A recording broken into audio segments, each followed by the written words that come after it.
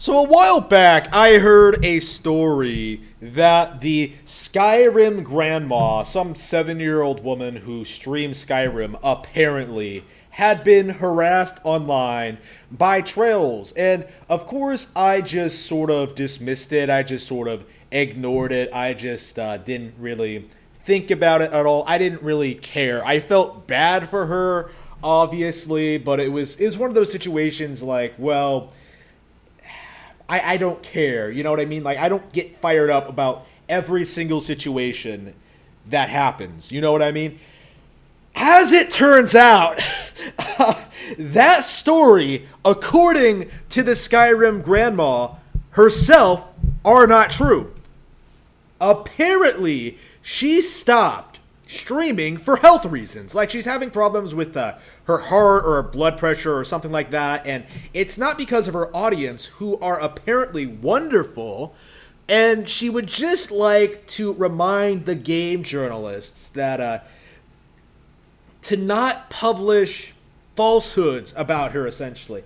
So, to recap, for those of you who might not have caught on as to what happened, game journalists, specifically VG237 or whatever this outlet is called, game journalists openly lied about the Skyrim Grandma situation in order to push the gamers are toxic narrative. Like, legit, they straight up made up a story in order to push a narrative, in order to justify this anti-Gamergate bullshit in 2020. It's just, no, it's over. It's been over for years. We won. Just stop, okay? Just stop. And the links they'll go to bring completely unrelated people into it. Like, I don't think the Skyrim Grandma was shitposting on 4chan about how Zoe Quinn blew 5 guys. Like, no, that didn't happen. Like, it did not happen. Why are you doing this? Why can't you just let people of all ages, of both sexes, all of 2 sexes, enjoy their video games? You know what I mean?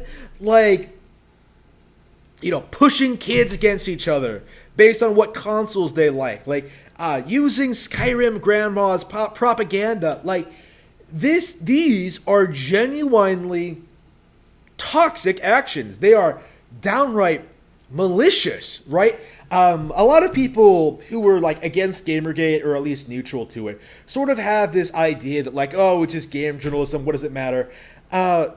This is why it matters, is because they're presenting the gaming community in a light that it does not deserve, that it simply does not deserve. Like, no one was like shitting on Skyrim Grandma. Like, I don't give a shit. Like, if some grandma screams Skyrim, like, I hate Skyrim and I don't give a shit. Like, who cares, really? When you get right down to it, it was a non-story published for propaganda reasons, to push a political agenda, to sort of justify the Anita Sarkeesian view on video games. It's just, gamers are toxic. Oh, they're all toxic males. It's just, no, you know what I mean? And dragging people like Skyrim Grandma into it, like, just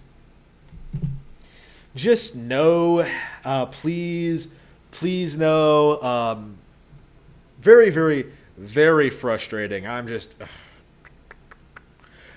am just very, very disappointed in video game journalism right now. And I hope this story gets more traction, because it's a very good example of how these people, these propagandists, these SJWs, like, they're not going to stop at their political enemies. They're going to make up more and more shit, become more and more extreme, and try to drive everyone into it. And that, my friends, is why you should be dead set against this brand of politics.